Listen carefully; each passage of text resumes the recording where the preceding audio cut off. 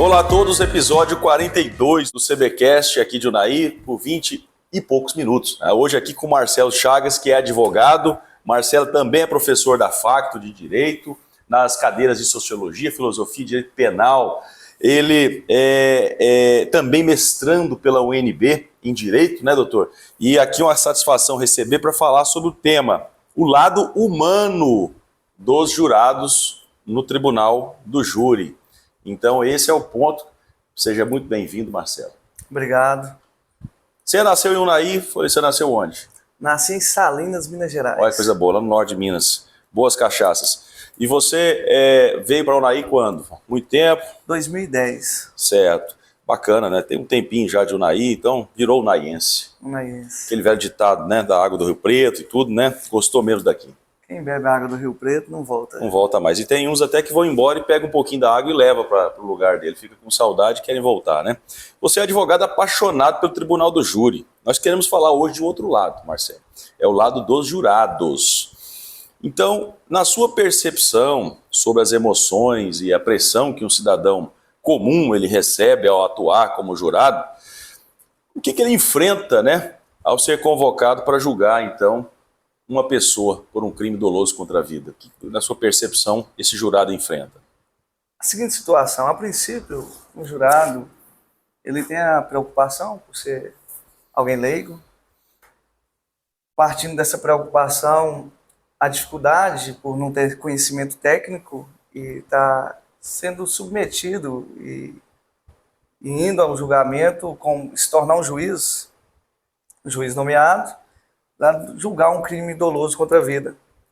E a grande preocupação é que há pressões externas, pressões internas em si, e o jurado, principalmente quando é a primeira vez, ele chega no júri com aquele frio na barriga. Sim.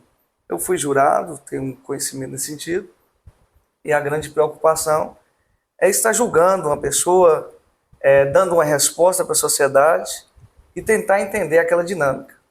E a grande situação é que os jurados eles não têm um acesso a toda a prova técnica e, consequentemente, eles ficam ouvindo argumentos da esquerda, da direita, ou seja, do Ministério Público, da Defesa, e para que eles formem uma convicção.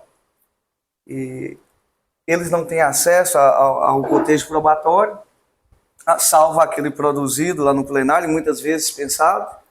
Então é de extrema dificuldade para um cidadão leigo tomar decisões que envolvam destinos não só do réu, como da própria família da vítima, dos familiares também do réu, e a pressão é muito grande. Então o jurado já chega lá com uma carga enorme nas costas, o famoso frio na barriga. Você pensa, você pode descrever aí do lado antropológico dos jurados, aquele momento da sala secreta em que eles vão ter que partir por um veredicto, julgar mesmo aquele caso, respondendo aos quesitos lá que o juiz-presidente vai fazer. O que se passa na cabeça, né, o sentimento e até o peso que eles recebem, a angústia, né, de ter que julgar ali? Será que eles compreendem muito bem as perguntas? Se nós estivermos diante de vários réus em um processo só, para o jurado é simples o julgamento? O que você pode espelhar para nós e resumir sobre essa sensação, esse momento do julgamento? Os jurados, eles fazem um papel de julgamento o tempo todo. Inclusive, antes deles serem sorteados, eles já observam todo o cenário, eles vão observar todos os detalhes, e muitos jurados, inclusive durante a votação, eles têm dúvidas. Existem votos, quesitos que são apresentados, que o voto determinante seria o sim e outros não. Às vezes, alguns quesitos a defesa pugna pelo sim e outros não. E, consequentemente, essa situação ela pode, inclusive, atrapalhar a percepção dos jurados. Outro detalhe importante é que esses jurados, quando eles estão lá na sala secreta, nem sempre estão com a convicção prontas. Muitos respondem que estão aptos a julgar porque já ouviram a acusação, a defesa. Mas no momento em que eles estão colocando as cédulas, eles fazem questão de olhar para o juiz, para o promotor e para o advogado. e dão aquela pensada e olhada nos votos. E uma grande situação é que o fato deles não terem acesso a todo o cotejo probatório ou ter sido apresentados pela defesa ou pela acusação, eles certamente eles têm dúvida, cada um com um ângulo diferente, com um ponto de vista diferente. E isso tem dificultado. Aqui o Nair, os jurados estão bem orientados, instruídos, o juiz da comarca tem uma capacidade muito boa de fazer uma análise se os jurados estão aptos. Ele faz uma simulação antes, e a pergunta clássica que ele faz: está nevando em Unaí? E nós votamos, eles votam para ver se tem alguma resposta que dissesse sim, e consequentemente ele avalia se os jurados estão aptos. Posteriormente ele pergunta a cada jurado: olha, se o senhor votar sim, o senhor está votando com quem? E os jurados: eu estou votando com a defesa. Se eu votar não, estou votando com a acusação. E assim ele vê que o jurado efetivamente está apto. Perfeito. Mas é uma preocupação enorme para o conselho de sentença, inclusive durante a votação. E cada réu desse é uma série, um conjunto de perguntas, de quesitos diferentes. Sim. E a chance do jurado se perder em relação a isso é grande, né? Porque Sim. se você coloca... Por isso que é importante, às vezes, desmembrar, né, os processos, deixar 2 réus, mas isso acaba tornando tanto quanto mais burocrático, né? Sim, essa tarefa. A pluralidade de réus é uma das situações mais difíceis. Mais difíceis. Por quê? Porque um réu trabalha com a negativa de autoria. Perfeito. O outro trabalha com a legítima defesa. Exato. E os jurados nem sempre sabem quem é o nome do réu. Uma participação de menor importância, Sim. com pedido de decote qualificadora. Sim, e cada um com a tese. Será que os jurados, durante a votação, decoraram o nome dos 3 réus e conseguem definir que aquela série de votação serve para o Pedro, a segunda série serve para o João, aquele que o advogado falou, e a terceira para o Mário? Então é muito difícil, o peso é muito grande para o Conselho de Sentença avaliar, e o correto, e aqui eu coloco a minha opinião, embora talvez não seja majoritária, o correto é desmembrar. Perfeito. Isso porque o objetivo é facilitar a compreensão dos juízes leigos para causas de extrema dificuldade. Se for um processo de 6 réus, por exemplo, desmembrando 2, 2 e 2, o senhor acha adequado, na sua visão de advogado? Eu ainda acho que depende das teses. Vai depender do que foi sustentado. Mas é porque acontece que muitas teses não são apresentadas na fase de pronúncia. Sim. Né? Elas são deixadas para depois, e fica um pouco, tanto quanto complicado. Mas dá para sentir, né, qual será Sim. a tese que vai ser utilizada em plenário. Sim. Então, talvez desmembrar aí para 2 Pelo júris, menos diminuir, né? Seria o mais fácil. 3, né? Para uma segunda opção. Bom, é isso. Como advogado, o que o senhor observa sobre os fatores que mais influenciam os jurados? O que é mais forte? A prova técnica, a emoção dos depoimentos, a oratória dos advogados ou o histórico do réu? O que mais influencia o jurado no seu julgamento, na sua concepção, doutor Marcelo? Os jurados, eles já chegam no plenário do júri e a primeira coisa que eles recebem é uma sentença de pronúncia e o relatório e a denúncia. Depende de cada juiz, cada um tem um entendimento. E à medida que eles leem a sentença de pronúncia, eles fazem questão de levantar durante a leitura e dar uma olhada no réu. Naquele momento ele começa o julgamento principal, o comportamento do réu.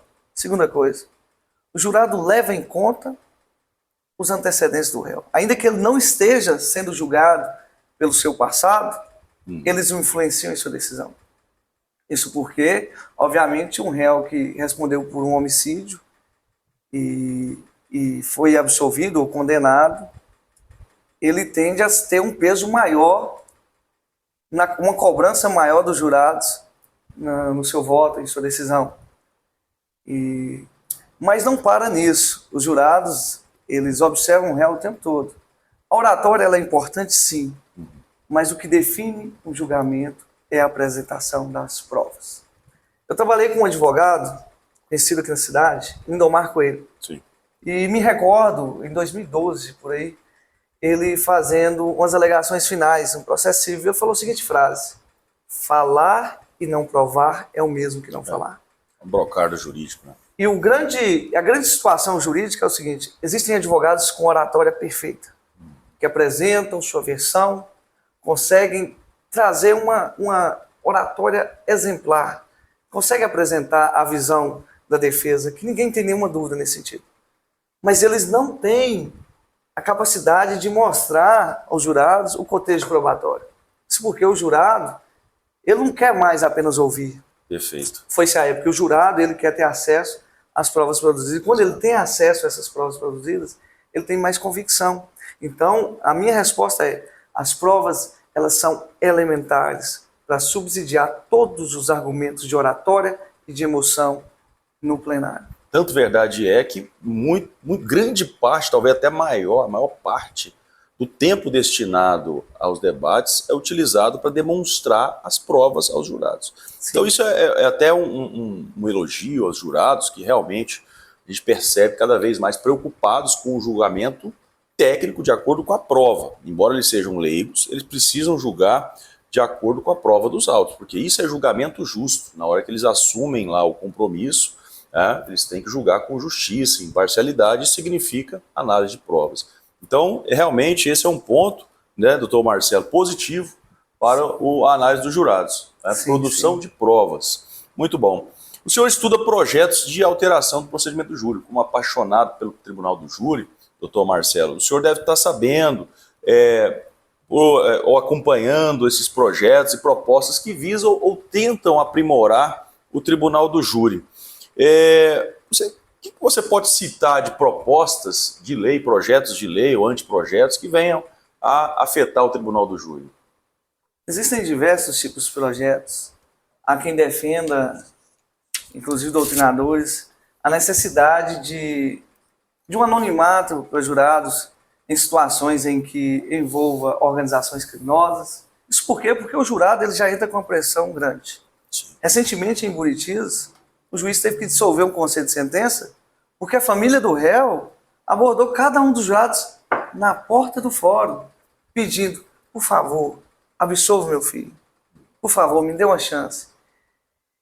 Embora eu não veja nitidamente uma situação de ameaça ou ilegal, mas eu vejo uma questão moral. Sim. Por quê? Porque ela compromete ela compromete, inclusive, a imparcialidade dos jurados. Sim. Nesse sentido. Os jurados, de certa forma, eles sentem uma cobrança, uma pressão externa. E existem projetos para situações... Imaginemos aqui a favela do Rio de Janeiro. Como que pessoas lá daquela favela que estão à mercê de organizações criminosas, situações de extrema violência, vão julgar crimes que aconteceram lá. Muito complicado. Então, uma das hipóteses que a gente tem que avaliar e observar, e há quem defenda, é o desaforamento em situações como essa. Há ainda doutrinadores que falam, situações que envolvem organização criminosa ou tráfico, certo, tem que ser tirado da competência do Tribunal do Júri para que não haja nenhuma pressão externa que seja levada ao juiz tolgado. Só explica para o nosso espectador o que seria o desaforamento, para que a gente possa completar aqui o seu raciocínio. Sim, o desaforamento nada mais é do que a possibilidade de crimes que aconteceram, um exemplo aqui, em uma determinada comarca, serem julgados por outra comarca, por alguns fatores. Entre eles, eu destaco essa possibilidade do tráfico. Um exemplo seria aqui, lá no Rio de Janeiro, situações em que aconteceu um crime na favela. E o fórum, a competência, seria daquela circunscrição onde aconteceu aquela situação. E aí o que cabe? Os jurados eles têm uma pressão extra muito grande. E aí o desaforamento significa tirar esse processo daquela competência e levar a outra circunscrição, a outra cidade, que haja um conselho de sentença que não seja influenciado por fatores externos. Esse, para mim, é um dos principais projetos.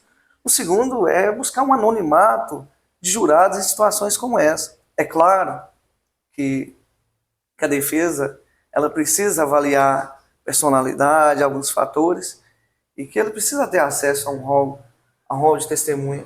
Mas existem situações em que há a necessidade de ser avaliado, principalmente situações que envolvam narcotráfico, associações criminosas, situações envolvendo uso de droga, réus com extrema periculosidade.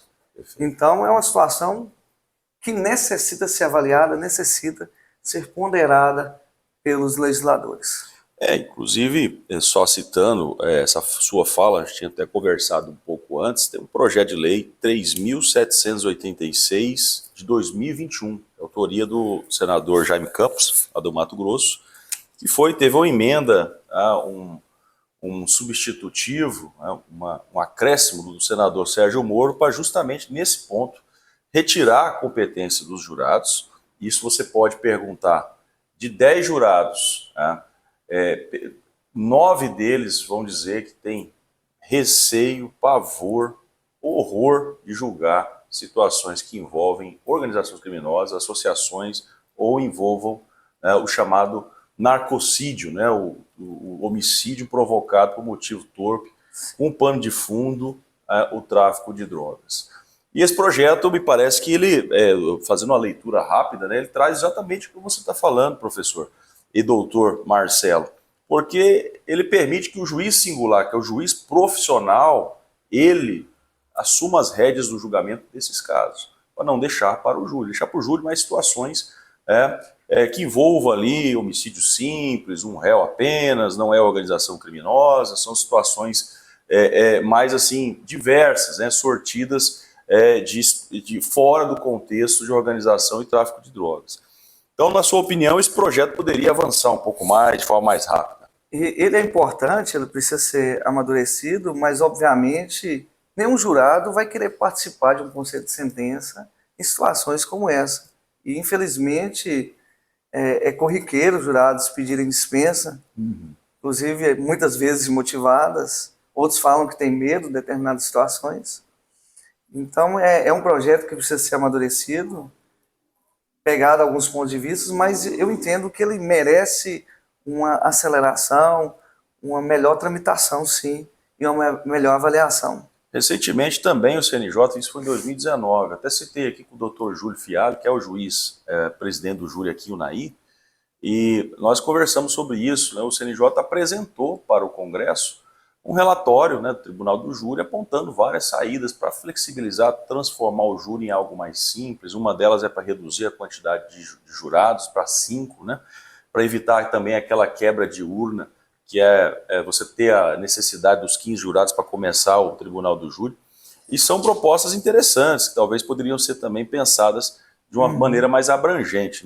Mas falando na sua visão dos desafios dos tribunais do júri, você acredita que o júri, ainda hoje, ele é fundamental para a democracia e deve persistir? Ou você pensa de forma um pouquinho mais radical para que o júri seja eliminado e o juiz profissional julgue todos os casos de crimes dolosos contra a vida?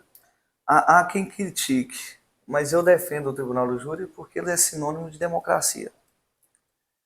O júri é algo que acontece desde os tempos remotos, mas só o júri consegue apresentar valores morais e sociais em que a sociedade busca. Seja numa resposta a um crime bárbaro, seja a possibilidade de se colocar no lugar do réu em determinadas situações. Certo. Isso porque os jurados eles não precisam motivar suas decisões. Eles podem absolver por clemência, por inexigibilidade de conduta diversa, se colocar no lugar do réu em determinadas situações. Recentemente eu vi uma senhora que foi absolvida por ter matado o companheiro que tinha... Ela pegou na hora o cara estuprando a filha de 12 anos. Sim. Essa situação, a nós, operadores de direito, caberia ali talvez um privilégio, mas o conselho de sentença ele foi mais amplo, ele foi soberano, ele aplicou, ele deu absolvição. E acredito que pela inexigibilidade de conduta diversa, se colocar naquela situação, você colocar uma pessoa na sua casa, na sua confiança, ela abusa da sua filha.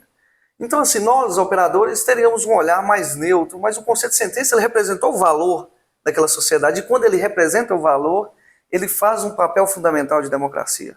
Perfeito. Muito bom. Para encerrar, doutor Marcelo, o assunto é muito bom, muito amplo. Com certeza o senhor aqui voltará com as novidades lá do seu mestrado, A gente gosta da parte acadêmica. Marcelo, para quem não sabe, é meu colega também da faculdade, professor da área acadêmica. Isso é muito importante, A gente vir trazer até assuntos para os nossos acadêmicos, os nossos estudantes participarem também. E certamente você aqui voltará, viu, Marcelo? O nosso CBcast ele é uma prova, para vocês treinar poder de síntese, né, na sustentação oral lá no júri, né, porque são poucos minutos para que a gente possa abordar temas tão complexos igual o Tribunal do Júri. Sim, sim. Mas, para encerrar, qual é a mensagem que o doutor Marcelo, o senhor, daria a um cidadão que pela primeira vez recebe a convocação para ser jurado e comparece, te procura, fala, doutor, fui convocado para ser jurado. Eu gostaria que você me fornecesse algumas dicas, né, ou conselhos para julgar com qualidade. O que eu diria, a primeira coisa era um elogio. Isso porque a pessoa que é escolhida para o conselho de sentença, ela, obviamente, ela foi escolhida a dedo, seja pelos seus valores morais para representar a sociedade e por não ter nenhum crime, que é um dos requisitos que eu deixaria bem claro uma mensagem para você, é o seguinte: você representa a sua sociedade, os seus valores éticos e morais. Quando você é escolhido para o plenário do júri, você assume a posição de fazer justiça de acordo com esses valores. Você tem o poder de dar uma resposta mais severa para um crime bárbaro, mas também tem a caneta para se colocar no lugar de um réu em situações como aquela outrora citada e representar os valores sociais. Você é uma pessoa escolhida a Deus. Faça justiça, assista a algumas sessões para que você veja todo o procedimento e não dê aquele frio na barriga e que saiba atuar com convicção e com sabedoria nos ditames da justiça. Muito bom, é perfeito, é isso mesmo, doutor. Então, assim, se todo jurado seguisse esses conselhos de procurar antes, né, de ter interesse para saber como é que é o funcionamento. Tem vários juízes que fazem as cartilhas do jurado, eu lembro que em Arinhos a gente fazia, mandava junto com a intimação. Quer dizer, oportunidade, hoje com uma tecnologia, dá para verificar uma sessão do júri no YouTube, como é que ela funciona, o depoimento, né, os debates orais, como é que é o funcionamento na sala secreta. Então, se o jurado ele fosse atrás dessa informação com cuidado, com carinho, né, com muito amor naquilo que ele vai fazer, porque o homicídio é uma tragédia humana. É uma Sim. tragédia que, de acordo com a nossa Constituição, tem que ser solucionada pelos jurados. Então, é um dever cívico. Tanto é que nas aulas de direito administrativo a gente categoriza, né? São agentes honoríficos, são funcionários públicos. São pessoas que são convocadas, embora não recebam recursos, remunerações, exercem função do Estado, do poder público. Então existe uma relevância muito grande. Houve uma tragédia humana, nós temos que dar uma resposta a essa tragédia humana. Absolver, decotar a qualificadora, né, ou condenar de forma cheia na forma da apresentação da pronúncia. Então essa posição relevante vai ter que se posicionar. Sim, sim. E cidadãos engajados nesse dever cívico fazem com que o tribunal funcione muito bem e a gente não esteja aqui discutindo, o júri tem que existir ou não. Quer dizer, isso aí a gente não deveria nem estar aqui pensando em extinguir o júri, porque é uma forma pensada pela Constituição, vem lá formalmente na Constituição inglesa de 1215, praticamente Carta. Isso, na Magna Carta, né, do rei João Sem Terra, e tem relatos que começou antes, o doutor Júlio mesmo aqui falou, que vem lá das leis mosaicas, né, ele tinha essa abordagem. A gente percebe que ele tem que ser aprimorado, né, doutor? Sim. Então, agradeço demais a presença do senhor aqui, viu? Foi muito bacana falar nesses poucos minutos sobre um tema muito importante do Tribunal do Júri, e volto sempre. É um prazer, estou à disposição e gostei e pretendo estar aqui com frequência. Maravilha. Obrigadão, doutor.